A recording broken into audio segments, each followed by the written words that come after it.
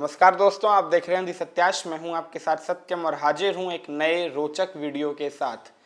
भारतीय जनता ने नेताओं से लेकर देवताओं तक के लिए जय के नारे लगाए होंगे, लेकिन शायद ही पूरे के पूरे भारतीय इतिहास में कभी ऐसा हुआ हो जब किसी अंग्रेज के लिए भारतीय जनता ने खुले दिल से, पूरे मन से, आत्मीयता के साथ जय के नारे लगाए हों। आज के इस वीडियो में हम आपके साथ ऐसा ही एक किस्सा साझा करने आए हैं जब भारतीय जनता ने खुले दिल से किसी अंग्रेज के लिए जय के नारे लगाए थे। कब लगाए थे, किस अंग्रेज के लिए लगाए थे और क्यों लगाए थे, ये सारा वाकया आपको इस वीडियो में सुनने को मिलेगा। पूरा वीडियो देखिएगा क्योंकि बहुत सारी जानकारियां हैं और आपको उस एक खास दिन के विषय में बहुत सारी जानकारियां मिलेंगी। क्योंकि किताबों के पन्नों में सिर्फ इतिहास की घटनाएं होती हैं, उन घटनाओं के आगे पीछे के परसेप्शन नहीं होते हैं। और इन्हीं किताबों के पन्ने में दर्ज कुछ किस्से हम आपके सामने लेकर आए हैं। पूरा वीडियो देखिएगा, बेहद इंटरेस्टिंग है।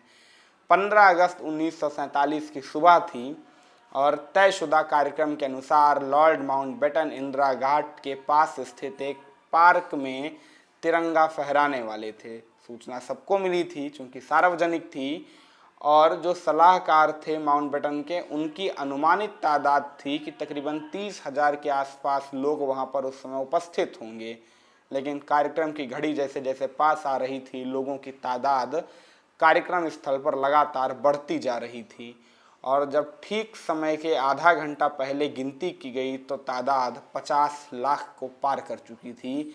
भारतीय इतिहास में इतनी बड़ी भीड़ किसी एक स्थान में उस समय या तो कुंभ मेले के समय स्नान में देखी गई थी और या तो 15 अगस्त के उस दिन।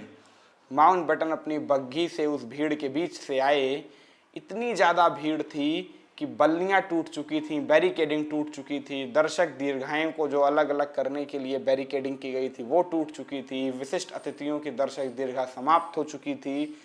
लोगों के बीच में भी इतनी कम जगह थी कि बामशक्कत उसके बीच से हवा भी पास हो सकती थी। और इतनी भीड़ में लॉर्ड माउंटबेटन अपनी बग्घी के साथ आए। उनकी आंखों को नहीं भरोसा हो रहा था कि किसी एक स्थान पर वो इतने ज़्यादा लोगों को आखिर देख कैसे सकते हैं। माउंटबेटन धीरे धीरे स्टेज की तरफ बढ़ रहे थे कि अचानक उनके सामने चढ़ने वाला अंगरक्षक धड़ाम से नीचे गिर गया।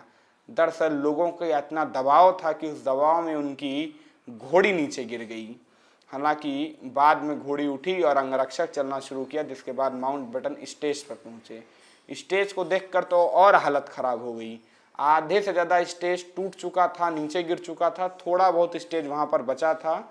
बैंड वालों को तलाशा जाने लगा कि भाई साहब वो जो बैंड बजाएंगे झंडारोहण करते समय वो कहाँ हैं। तो पता चला बैंड वाले तो जनता के बीच में दबे हुए हैं। इस कदर जनता उन पर हावी थी कि बैंड वालों के हाथ बंधे थे, वो चलाएं कैसे, बजाएं कैसे। लॉर्ड माउंटबेटन इधर उधर देख रहे थे कि उनकी नज़र अचानक नेहरू पे पड़ी। नेहरू को चिल्ला कर बुलाया। नेहरू आए। नेहरू से कहे कि इतनी भीड़ में तिरंगा फहराऊंगा कैसे, बग्घी से उतरूं कैसे इतनी भीड़ में। तो नेहरू ने कहा कोई बात नहीं, अभी देखता हूँ मैं। तभी नेहरू की नज़र पड़ी माउंटबेटन की बिटिया पे। उनकी बिटिया पॉर्मोला अपने 2 सहयोगियों के साथ वो समारोह देखने के लिए आई थी और दूर 2 कतार पीछे खड़ी थी। इतनी ज़्यादा भीड़ थी कि किस तरीके से वो बैठी हुई थी वहाँ पर, यही आश्चर्यजनक था। लेकिन उनका उत्साह था उस समारोह को देखने का। नेहरू ने जोर से चिल्लाया, बिटिया यहाँ आओ। वहाँ से उसने कहा अंकल आ नहीं सकती हूँ, इतनी ज़्यादा भीड़ है। तो नेहरू ने कहा कि ऐसे ही हाथों पर पैर रखती हुई चली आओ। तो उसने कहा कि हील वाली सैंडल पहनी है और अभी सबको चोट लग जाएगी। तो नेहरू ने कहा ऐसा करो, सैंडल हाथ में ले लो और पैदल आ जाओ। सोचिए, भारत के गवर्नर जनरल लॉर्ड माउंटबेटन की बिटिया अपने हाथ में सैंडल ली हुई थी और हाथ में सैंडल लेके पैदल धीरे धीरे उस भीड़ में से निकलते हुए किसी स्थिति में स्टेज तक पहुंचती है। अब सवाल दूसरा, कहाँ गए बैंड वाले? तो माउंटबेटन ने नेहरू से कहा कि बैंड वाले फंस चुके हैं, अब बैंड वालों का चक्कर छोड़ो और जल्दी से ये तिरंगा लहरवाओ। अब सवाल दूसरा कि माउंटबेटन उतरे कैसे? इतनी भीड़ में बग्घी से कोई उतर कैसे सकता है, और वही गवर्नर जनरल जैसे पद वाला आदमी। माउंटबेटन ने कहा कि ऐसा करते हैं कि इस बग्घी से ही तिरंगे को फहरा देते हैं। इसके बाद माउंटबेटन अपनी बग्घी में ही खड़े हुए, वहीं से तिरंगा फहराया गया और वहीं से उन्होंने तिरंगे को सैल्यूट किया। ये भावना इतनी ज्वार लाने वाली थी मन में कि लाखों लोगों के मन जो वहाँ पर खड़े हुए थे खुशी से झूम उठे और उसी आह्लादित मन से एक आवाज़ आई, पंडित माउंटबेटन की जय।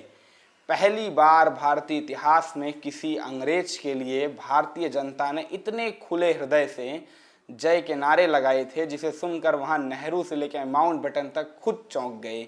माउंटबेटन की वाइफ एडविना बाद में अपनी किताब में भी इस घटना का जिक्र करती हैं कि मेरे लिए ये सबसे खुशनुमा दिन में से एक था कि जिस ब्रिटिश राज पर लगातार 200 साल से अत्याचार करने का काला धब्बा लगा हुआ था, उसी के एक नेता के लिए भारतीय जनता इतने उत्साह से जय के नारे लगा रही थी, और वो भी बिना किसी दबाव के, खुले दिल से। इसके बाद माउंटबेटन भी बहुत खुश हुए, बैठे। बग्घी वापस अपने वायसराय हाउस की तरफ बढ़ी। इतनी ज़्यादा तादाद में लोग दूर दूर से आए हुए थे कि लोग जा रहे थे, अपने अपने घर लौट रहे थे और सब खुशी खुशी जा रहे थे। ऐसे लग रहा था कि पिकनिक मनाई जा रही है। और माउंटबेटन भी देखकर काफ़ी खुश थे कि ऐसा उत्साह भी होता है आज़ादी का। ऐसा उन्होंने देखा कि अचानक उनकी बग्घी के सामने 3 औरतें बिल्कुल थक चुकी हैं और निढाल पड़ चुकी हैं, और ऐसी परिस्थितियों में भी चली जा रही हैं।